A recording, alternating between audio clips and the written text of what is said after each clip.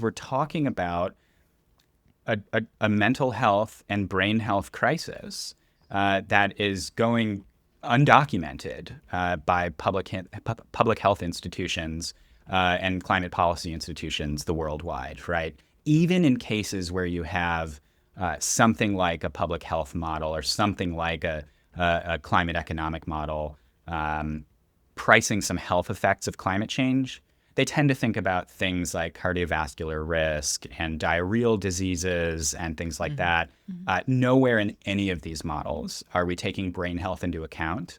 And without a doubt, brain health is going to be one of the most expensive. And I hate to put it in fiscal terms, but just by way of illustration, it is going to be one of the most expensive effects of the climate crisis. Hello and welcome to Planet Critical, the podcast for a world in crisis. My name is Rachel Donald. I'm a climate corruption journalist and your host. Every week I interview experts who are battling to save our planet. My guests are scientists, politicians, academics, journalists, and activists. They explain the complexities of the energy, economic, political, and cultural crises we face today, revealing what's really going on and what they think needs to be done. These are the stories of the big picture. Go to planetcritical.com to learn more and subscribe. My guest this week is Clayton Aldern. Clayton is a writer and data scientist working at the intersection of climate change, environmental degradation, neuroscience, and mental health. He's a data reporter at the environmental publication Grist, and he's also the author of The Weight of Nature: How a Changing Climate is Changing Our Minds, Brains, and Bodies. This is an astounding conversation. Clayton is a trained neuroscientist, and so he brings this incredible lens to the intersection of climate change with our health.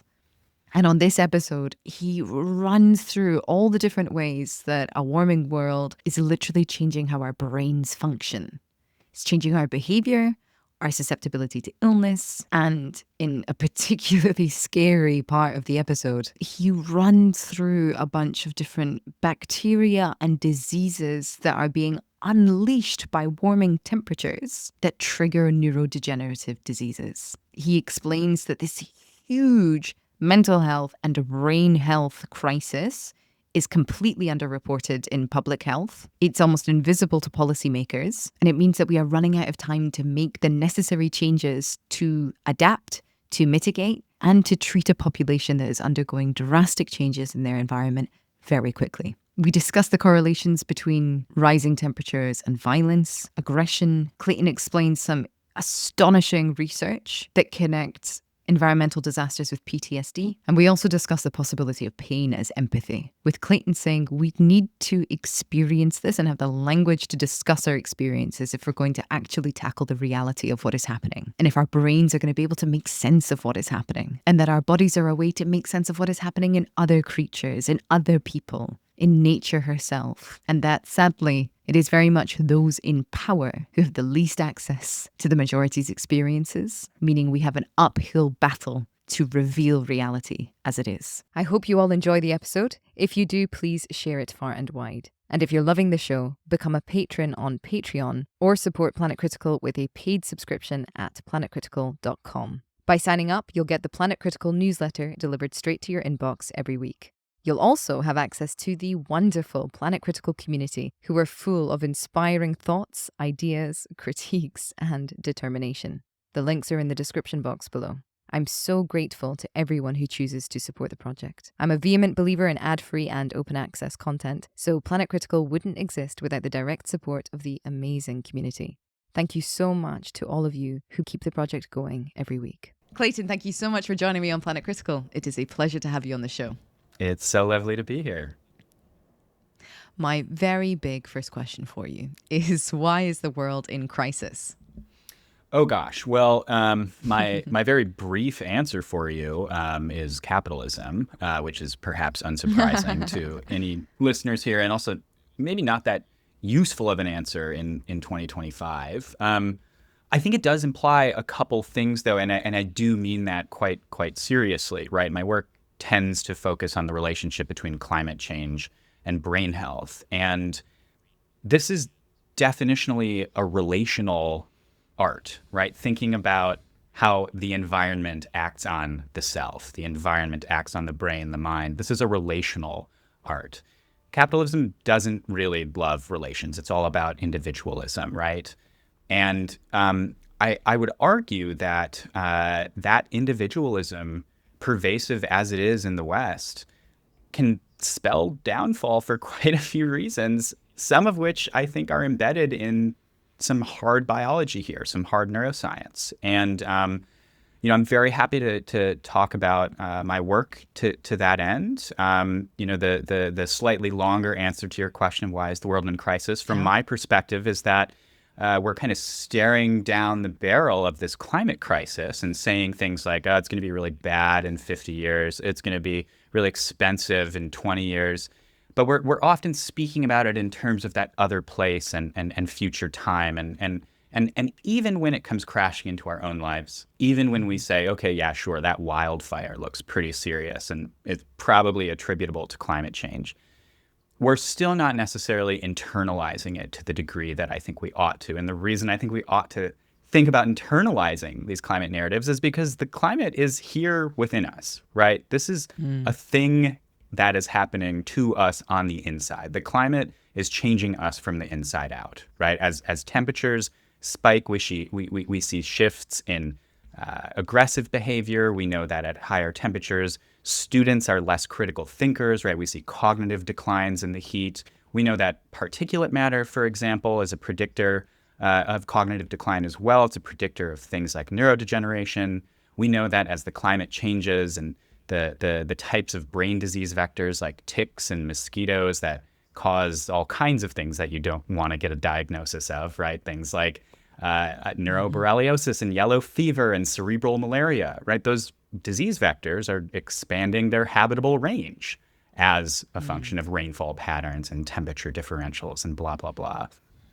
And so I would simply argue that one of the reasons the world is in crisis is because when we think about these big problems, we still tend to think about them as somehow less relational than they really are. We think about them as these points in the future or these places that aren't where we are. They are outside of the self, and we instead are these kind of resilient individuals that are capable of pulling ourselves up by our bootstraps and geoengineering our way out of the crisis. And I would argue that's not possible, in part because the crisis is relational and the climate crisis is in part within us. It is part of us. It is literally changing our brain chemistry, the functional connectivity networks in the brain, everything from the types of physical brain diseases that I named a few moments ago to more abstract notions like the structure of a given language, right? The types of vocabulary that appear, in lingual accounts, lexical accounts of disappearing languages. So I think in part the world is in crisis because we're not telling ourselves the right stories about the sub-crises of the day.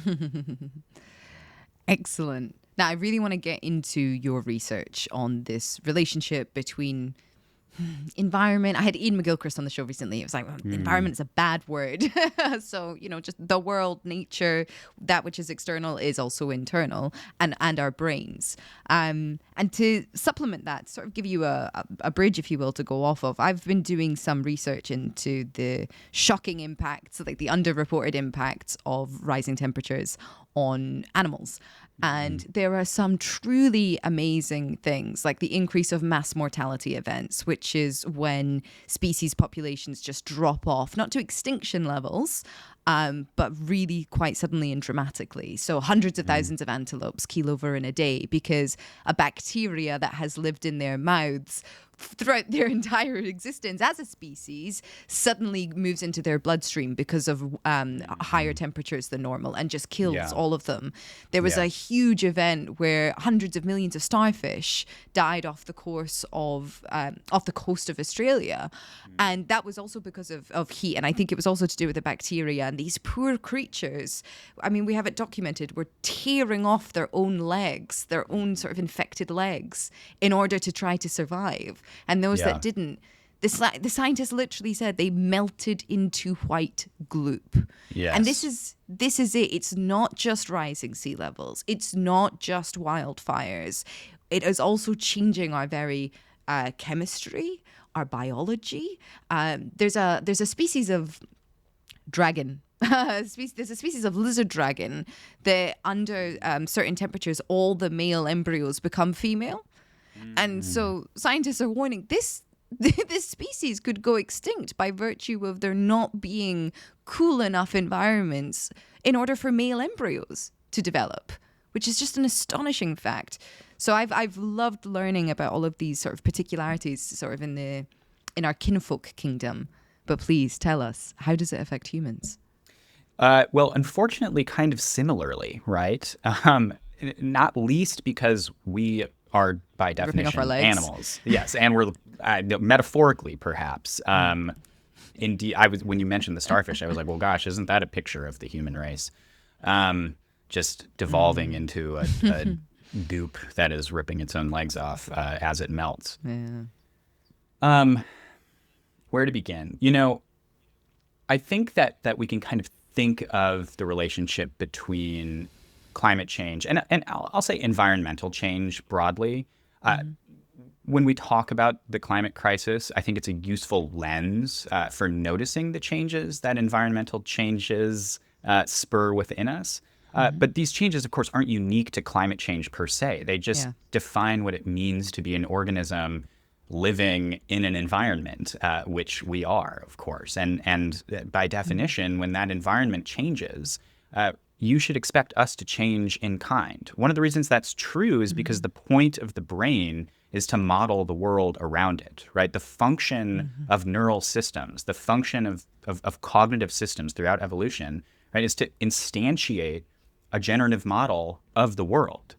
And that model allows the owner organism, right, that sometimes has conscious access to this model as we do, allows the owner organism to basically set their expectations, notice when those expectations have been violated, and correct their expectations as a function of the errors that they make, right? These modeling efforts are what allow organisms to navigate the world in a sustainable manner that is reflective of the ground truth, right?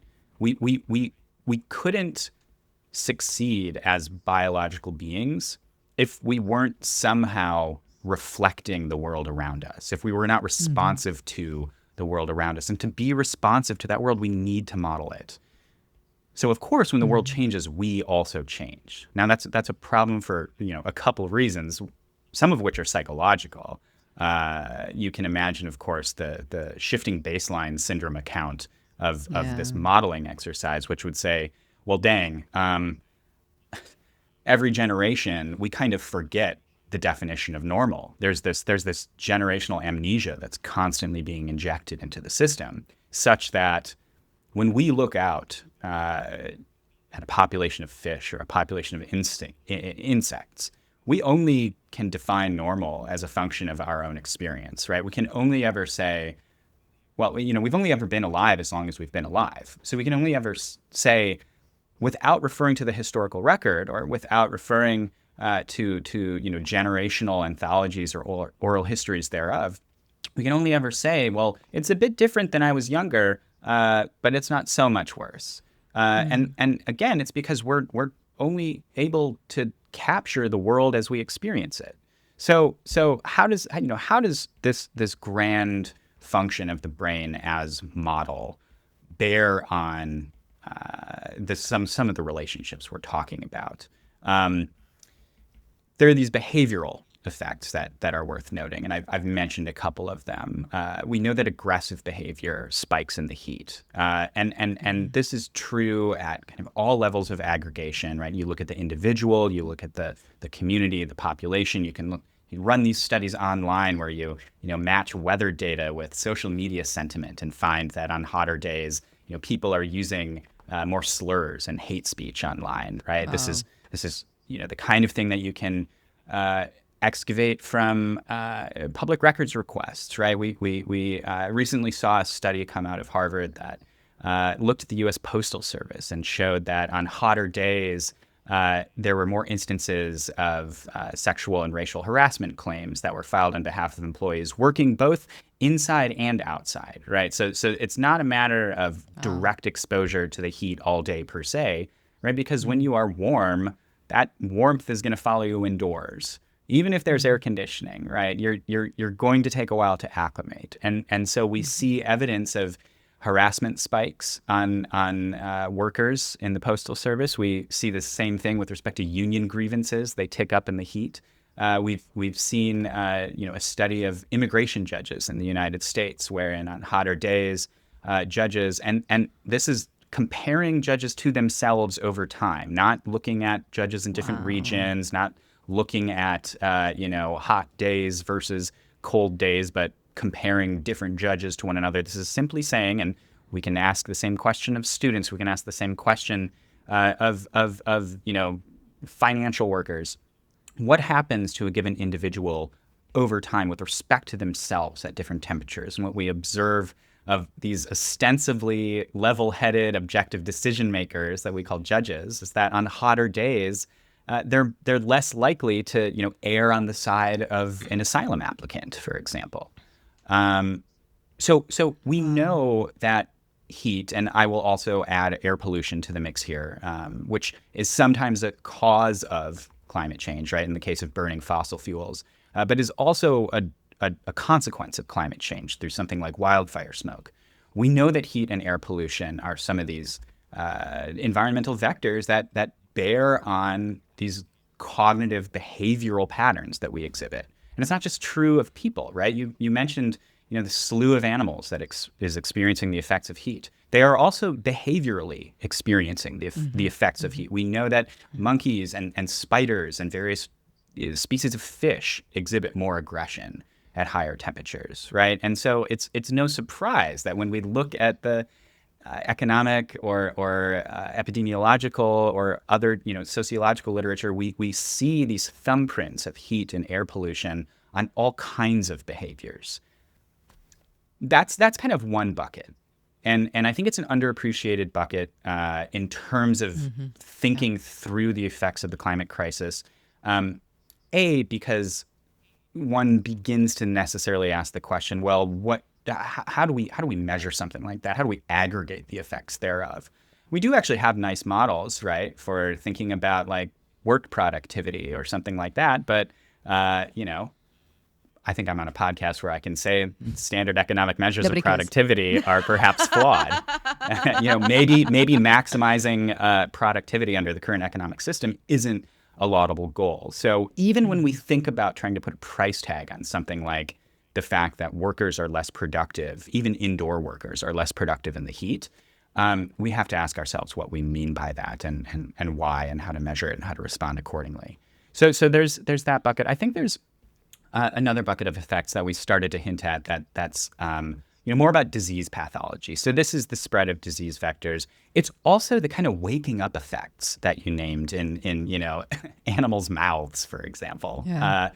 The way that something like that affects people is through disease vectors like free-living amoebae, right? So there's an amoeba called Naegleria fowleri, which is kind of dormant a lot of the time. It's one of those organisms that can exist in this cyst form, kind of unperturbed until the correct environmental conditions are met. And then lo and behold, as fresh water heats up, you kind of remove a cyst from this state of suspended animation to a living state. And what do young children do in the heat? They jump into fresh water and they swim around, and then these free-living amoebae swim up their noses. Unfortunately, they, effectively, I mean, they're called the brain-eating amoeba. Oh my yes, they've got like a God. 99% fatality rate. It's pretty grim. So this is the kind of stuff. Yeah, sorry to just drop that one, but this is the kind of stuff that, as the climate changes, we can expect to see more and more of. Like right now, Naegleria fowleri are extremely rare. Right, I think we're talking about a couple hundred deaths, over the course of a couple years.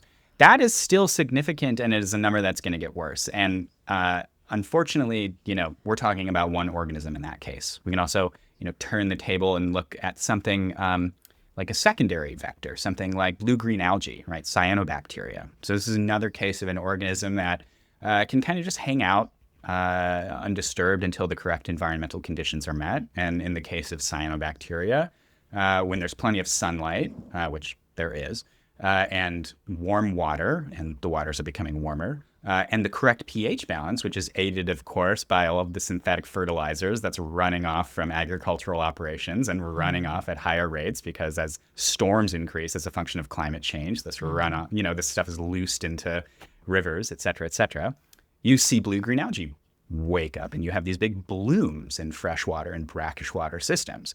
Now, we know that blue-green algae on their own are somewhat harmless, right? They're just kind of hanging out. They are bacteria, but they're mostly just photosynthesizing.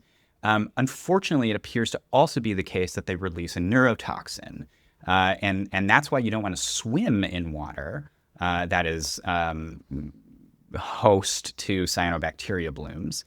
Unfortunately, it's probably also the case that you don't want to stand around water host to cyanobacteria blooms because the neurotoxins are unfortunately airborne.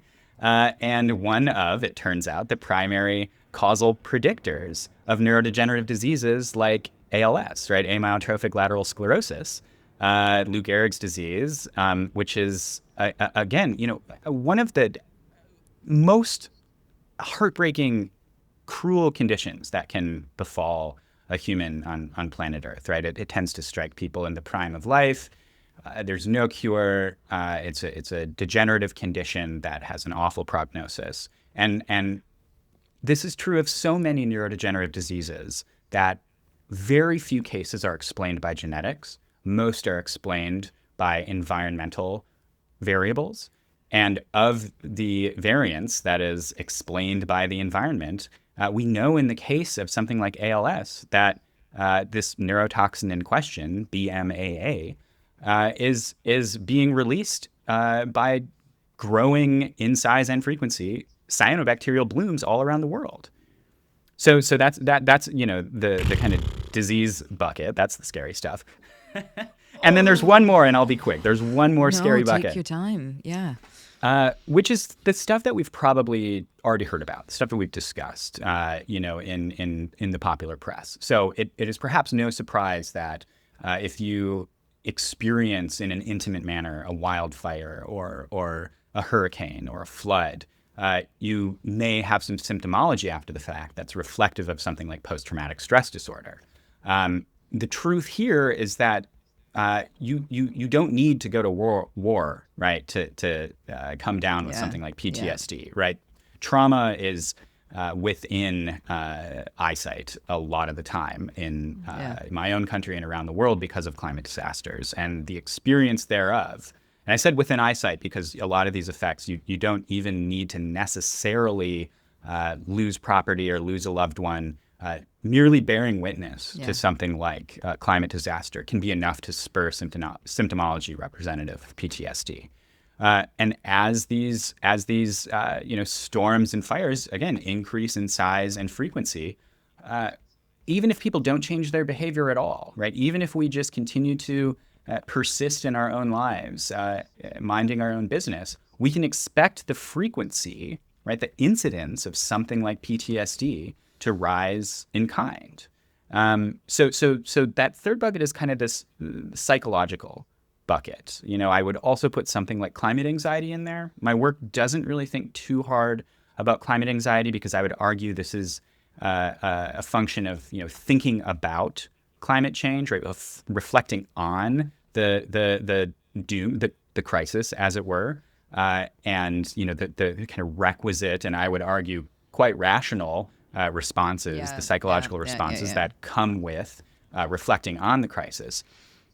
I wouldn't say that they're necessarily directly caused by the crisis, though. I'm more concerned with psychological and cognitive and neurobiological factors that we might consider to be directly spurred by some kind of environmental vector. So I'll kind of, bracket climate anxiety a little bit and put it off to the side. But it is worth noting that, of course, merely being alive and reflecting on our shared future as it currently stands is cause for alarm, right? It's cause for deep concern. And sometimes that concern can be activating. It can be motivating, and that's great. For many people, it can be isolating. You can find yourself demotivated and kind of a ruminative depressive state, because why would you ever leave your house if you know the future that climate models spell out for us is to come to pass. So those are kind of my three buckets: the cognitive, behavioral, the disease vectors, the neurobiological, et cetera, and then I think the more abstract, the psychological. And in all cases, we're talking about a mental health and brain health crisis that is going undocumented by public health institutions and climate policy institutions the worldwide, right? Even in cases where you have something like a public health model or something like a climate economic model pricing some health effects of climate change, they tend to think about things like cardiovascular risk and diarrheal diseases and things like that. Nowhere in any of these models are we taking brain health into account.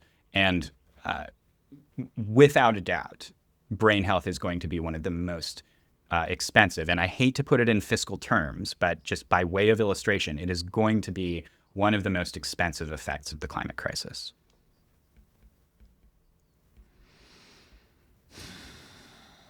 Can I tell you what's happening in my body right now? Yeah, please. I feel a sense of, I feel nausea.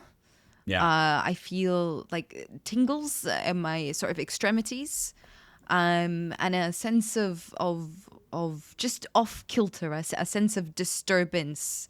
Like Yes. between what feels like my organs and my skin layer, as if there's an oscillation that I wasn't previously aware of. Yes, I'm sorry. I have that effect on people. But I think it's a good effect to have on people. We need to know this. And I think it is, I've always found it, this is completely off topic, but I've always found it very interesting about when we hear stories of sort of physical ailments or accidents or sort of horrors befalling people, our own bodies sort of respond in kind. Yes. Like, ow, I can imagine that, I can feel that. And it's a form of, there was a really interesting anthropologist who, I'm paraphrasing massively here, but essentially suggested that pain can be a form of empathy, like imagining other people's pain as well. And I think it's incredibly important to feel the possibility of that bodily harm in one's own bodies when thinking about this immense problem. I agree completely, and I would argue certainly for the social function of pain. I would maybe go a step further and say something like climate anxiety, which we may consider to be a certain psychological expression of a type of pain. We might also, by extension, consider to be this kind of social effort to draw attention to a very serious problem that is going unaddressed, right? What does pain do? If somebody falls down on a soccer pitch, and this is an example from a anesthesiologist who wrote a book about pain a couple years ago. If a soccer player, a football player falls down on a pitch, clutching their knee, we as the audience or as the referee or as teammates know what's happening with that person, right? We know where they're hurting, what kind of help they need. If we didn't have some kind of response that signaled to our environmental cohabitants, if we didn't have this social function of pain, we would be left alone. And so I would argue that something like climate anxiety can perhaps serve a similar social goal. I think that the feelings that you're describing, and perhaps as you named as good, are indeed good because they evoke this type of empathy, right? I think for me, a kind of twofold awareness problem that is solved by conversations like these at the individual level and at the policy level. At the policy level, right, we don't make any movement on this problem unless there is some kind of social awareness of it, right? We will just continue to leave those brain health variables out of the climate cost-benefit analyses unless we're attempting to price them or attempting to name them in some other manner. Furthermore, at the individual level, if we are not naming these effects, right, if we are not, and we can talk about what it means to name and acknowledge something at the level of something like a mindfulness regimen, but even colloquially at the level of a conversation, if we can become aware of, if we can name these effects and kind of carry knowledge thereof into the future, we're actually going to do a lot better individually at confronting the types of neurocognitive and neurobehavioral changes that might be spurred by a changing climate were we not to be aware of them in the first place, right? If I know in my heart of hearts and my head of heads, I guess I'm pointing at my head, if we know that something like a temperature deviation is related to something like aggression, then the next time I'm on a bus and it's really warm and the person next to me jostles me and all else equal, I'm maybe going to have some urge to, gosh, I don't know, push them back or say something. If I am aware of the fact that part of the story of my behavioral response in this situation is also a function, not exclusively determined by, but also a function of the temperature, I'm going to be more likely to press the brakes a little bit and remind myself, listen, it's hot, take a chill pill, everything's going to be fine. This person probably didn't mean any harm. But psychologically, that is what we're fighting. That's what we're up against. Because in the case of something like aggression, what does heat do? It doesn't magically make people more violent. Psychologists have looked at this, and what seems to be the case is that at higher temperatures, people are more likely to interpret otherwise benign interactions as aggressive, right? So there's literally it's a problem of interpretation. And so if you have these means of awareness, these means of interrupting a misinterpretation of a given interaction, you're going to be more resilient. You're going to be more socially resilient going forward, even in the face of the same environmental triggers. Well, that's interesting. But what about the fact of there being a direct correlation, and it seems causation, between rising temperatures and violence against women? So there was a 2025 a study done this year, I think by a team in Athens, that showed that every 1 degree rise in temperature produced a 4.7% increase in interpersonal violence that affected women. Yeah. I mean, I don't think that somebody who's perpetrating domestic violence is the type of person who's also going to be mindfully aware of the fact that there might be an influence of temperature on their behavior. I could be wrong, right? And maybe there's some outliers there. But broadly speaking, these are not patterns that are particularly easy to interrupt, and they are probably patterns that are not equally distributed across the population, right? The population of people who is prone to commit some kind of aggravated assault or prone to perpetrate some kind of violence against women, that doesn't constitute the entire population. And yet we might consider them for a whole host of other reasons, psychological, socio-demographic, et cetera, to be somewhat primed to carry out those types of acts. And it is this priming, it is the individual differences that determine the priming that then are activated by something like a temperature spike, right? The temperature spikes are never going to, right? I think the question of causation is an important one, and we can consider these effects to be causal, but the effects in question are not solely determined by the cause of temperature. So all we can say is that at the margins, right, in the extremes, we know on average that given individual level differences in people's psychosocial behavioral profiles, whatever it may be, given individual differences, There are going to be some people that are more prone to these effects, some people that are less prone to these effects. All else equal, though, on average, we are going to see a net increase in some flavor of violence, some flavor of aggression as a function of a temperature change, right? Nobody's ever going to stand on the street and kind of raise their hand and say like, yeah, it was 40 degrees Celsius today instead of 39 degrees Celsius today, and that was the difference between me, like whacking my neighbor and not. And because we don't have that individual level view onto the problem, because all we have are these population level descriptions, I think the best we can do with respect to thinking about causation is indeed consider something like heat to be a threat multiplier. It is something that acts on a primed subject. And some of the time, given all the other potential causative factors that are acting on that subject, pushing them over the edge. You know what I'm thinking about? I'm thinking about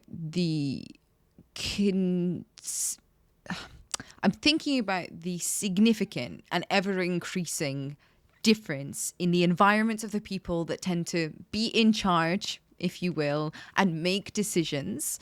The fundamental differences in their experiences of the world versus most people's, and how it's going to be increasingly difficult as well to have these conversations within institutions, because most of the people within these institutions will not be experiencing this on some level. Like if you think about, everybody that's in the White House, they will be coming from, air-conditioned homes into air-conditioned chauffeured cars and then into an air-conditioned building, and they will be able to avoid the worst of it for as long as possible. It will be the same, frankly, with, directors of big NGOs and, lobbying groups and company executives. Their physical experience of the changes that we are going through will be mitigated by their wealth for some time, probably not a significant period of time, quite frankly, but some time, and probably enough time that it doesn't translate into what you're suggesting, which is that we need public policy in order to address and attempt to mitigate some of these effects, because these effects are coming whether we like it or not. Yeah. Well, that's a challenge, right? And I think the truth of what you're speaking is suggestive of and perhaps implicates why we don't see appropriate solutions today yet. I mean, irrespective of the conversation we're having about climate change and brain health, it's all you just named a general truth that we're talking about an issue that does not have a uniform distribution. And the people in power, as it happens, are on the side of the distribution that limits their exposure to the worst effects of climate change. Right? This is just generally true, and we know through study after study after study that intimate relationships with a changing climate, right, direct experiences of climate trauma, are predictive of belief in climate change, motivation to do something about it, pro-environmental behavior, et cetera, et cetera.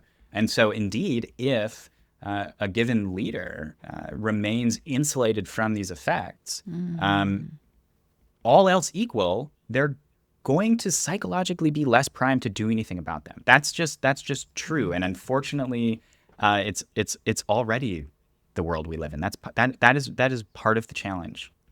And I wish I had a prescription for what to do about that, but I'm left, when I speak with policymakers, for example, kind of wanting to shake their shoulders. And the best way that I can do that is by offering, stories of their constituents who have experienced some of the harms we're talking about, trying to make the abstract as concrete as possible. But ultimately, you named this social function of pain, this kind of necessary generative empathy function.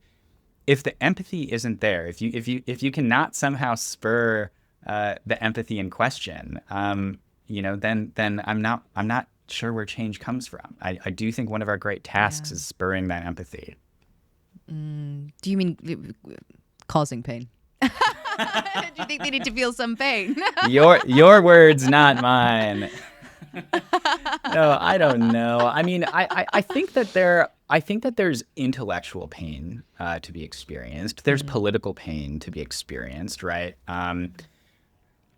One could argue, and I know that like this is a horse that is just beaten to death again and again and again, but the horse of like, well, if they simply had the facts, they would do something about it.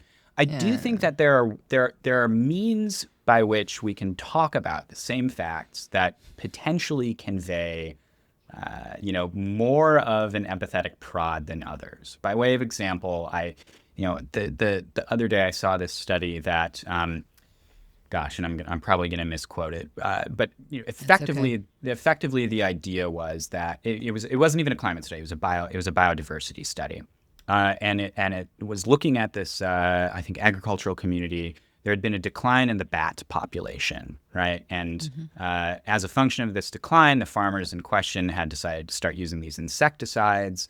And lo and behold, what the economists or sociologists or whoever was conducting the study found out is that you kind of press fast forward, and there's this measurable effect of pesticide use on childhood mortality rates, which spiked by like 8% or something. Not 60%, but like 8% or 12%. Again, forgive the misquote. What I would do with a study like that is say, listen, policymaker, it's true that change is hard. It's true that we have to marshal a lot of resources to implement some of the solutions that we're after. At the same time, the decision to not act is a decision. And here's an example of what the status quo looks like. So right now, we're saying that without change, we are totally cool. We are fine with, we are accepting, we are choosing an uptick of, let's call it 9% in infant mortality. Go sell that to your constituents. Say that the policies that you are on board with are policies that are consistent with an uptick in a 9% uptick in the child mortality rate. And it's not a winning position. You don't even need to appeal to like the human condition, right? You can just, from a political perspective, argue that like this is not a winning position, and it is a choice. And I think for me, that's where a little bit of the difference comes from. If we can point again and again and again and again to the function of the status quo, what the status quo is really begetting, I don't know, maybe that gets us a little closer to a decision. Maybe that gets us a little closer to empathy, but it's speculative. I don't know. It's where I feel the most excited. I feel the most excited about pointing to the real ramifications, the outcomes of the de facto decisions that are substantiating the status quo. I disagree. I love your hope. Hit me. And I love your optimism, but I Hit disagree. me. I think that these fundamentally violent positions are winning positions. If you look at Donald Trump stacking the Supreme Court, overturning abortion, and we know the impacts that that has on women. Women campaigned against it. We know that mortality is going through the roof. We know that child mortality of existing children is also going through the roof. And pregnancy, all this, it's a disaster. It's a disaster for health. It's a disaster for mothers. It's a disaster for children. The man was reelected. It is a winning position. And it's a winning position because there are systems of power and wealth that influence the public's conversation, which deny, which gaslight, which obfuscate, and which ensure that no matter what, the bottom line is always that which is protected. And that is enshrined in our laws. Corporations, companies are legally bound to produce profit for their shareholders. That is the bottom line that they must do. And so all of these things have to change, Yes. I think, in order for change to really come about. Because I just think that when we live in a capitalist society, which is just sort of the latest iteration, frankly, of, an unequal, pursuing an unequal economic divide in order to generate wealth for the few, there are always bodies that are sacrificed for that. There are always children that are sacrificed. There are always people, and also the wider natural world, our kinfolk, that are sacrificed for that. And I feel quite compelled by that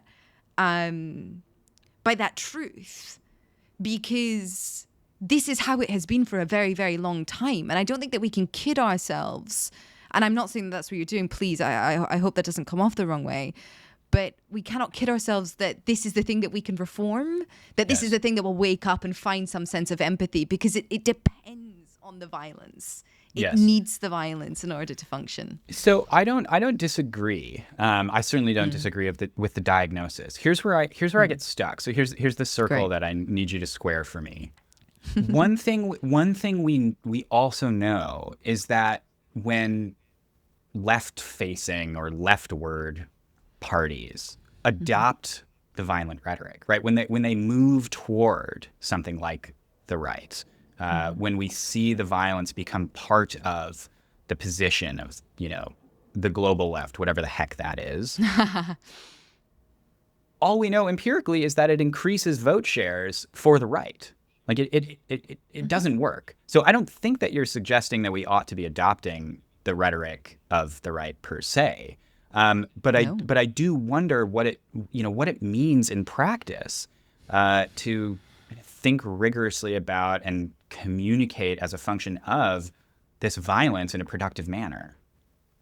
Well, I would be very interested, though, to be honest, to really parse that data, for example, and have a look at if you have a left-leaning establishment party that adopts more of the violent rhetoric.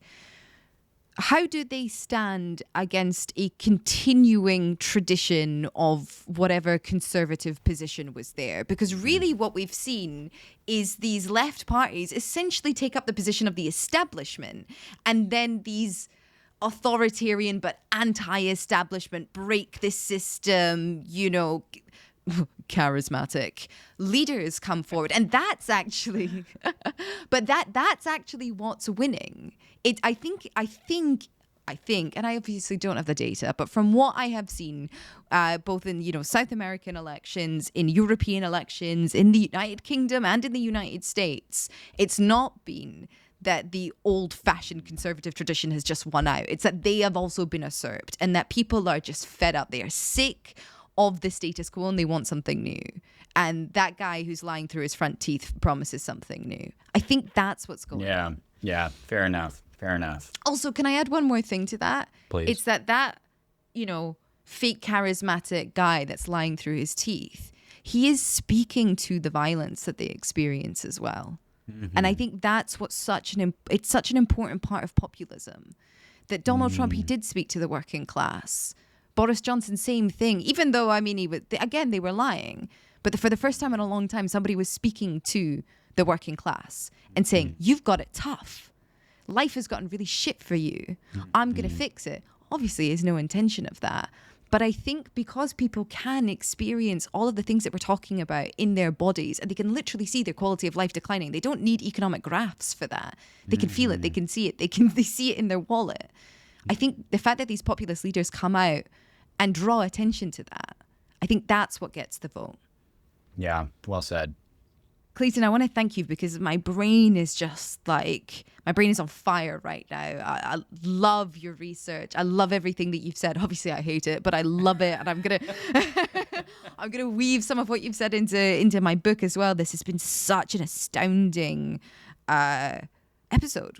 The stuff that we're talking about in this particular conversation, like climate stuff and brain stuff, these are universals, right? For better or for worse. Like, everybody has a brain. I know some debatable examples, but allegedly everybody has a brain. And, we are all subject, again, with some flavor of inequity across the board, to the whims of the climate, right? These are universals. And so when when we find ourselves at this type of nexus where we're talking about a thing that everybody has interacting with a thing that everybody experiences, it's not really a surprise that it's something that we can probably pick and poke at from a variety of angles. I think one of the things that's most compelling to me about these stories about climate change, and I would argue they're stories about ourselves, is that they are the types of stories that make the abstract somewhat more concrete. They do help us, pull that future into the present. They do help us and despite some of maybe my nervousness around the issue, like they do help us, I think, point to, name, maybe even embody the violence in question. And so, to the extent that this is a useful and expansive conversation, I'm glad. I think it's also the type of conversation that we can have given the subject matter. And that's one reason why I named the awareness point earlier. I think this is exactly, the kind of chatter that can arise more frequently if we're kind of turning our eyeballs, right, like the biological eyeballs, the political eyeballs, the sociological eyeballs, to these slightly more universal questions, which are by definition less fractious. Yeah, I agree. I think ultimately people need to feel it in their bodies. This is one way to do it. Hopefully one day policymakers will also be able to feel it in their bodies in order to implement everything that you've said. And you've really addressed sort of the gaping hole. So that's an instruction to everybody. Turn your eyeballs. Pay attention. Clayton, my final question for you is, who would you like to platform? Oh, well, this is actually, a very useful transition because, thinking about alternative stories of the climate brings me to a recommendation to chat with Anna Kornblue, who, listeners might be familiar with because of her work on immediacy, this notion of too late capitalism, as it were. So Anna's a professor at, University of Illinois, Chicago. But her new project is on what are called climate counter-aesthetics. And I think the idea here, and I'm not even going to try to elevator pitch it, she's the expert, is indeed to think quite rigorously about the means by which we communicate the climate narrative in fiction and nonfiction, and in our, general aesthetics of daily life, right? There are means by which we talk about the climate. And I think that Kornblue is quite interested in challenging prevailing narratives from this perspective of, kind of critical aesthetics, thinking quite rigorously about what it means to propose kind of alternative histories thereof, speculative futures thereof, et cetera, et cetera. And so, if you're looking for somebody who we'll take a look at even our most, kind of laudable examples of successful climate communications, like cli-fi, right? Like, okay, we're gonna bring the climate narrative into science fiction. My understanding is that a climate counter-aesthetics would look at something like cli-fi and ask some questions about the extent to which it has adopted, some of these communicative assumptions about the status quo, right? And adopted some of the primary, perhaps indeed capitalistic framing techniques of the status quo, and then propose alternate methodologies. Wonderful. I can't wait to speak with her. Clayton, thank you so much for your time today. Yeah, thanks so much for having me, Rachel. If you want to learn more, I've put links to everything in the description box below. Remember to subscribe to the channel if you're new here and share the episode if you enjoyed it. To support the show, subscribe at planetcritical.com, where you can read the weekly newsletter. You can also become a Planet Critical patron. All links are in the description box below. As always, my deepest thanks to that community. Planet Critical wouldn't exist without your support. Thank you everyone for listening and for coming on this journey together.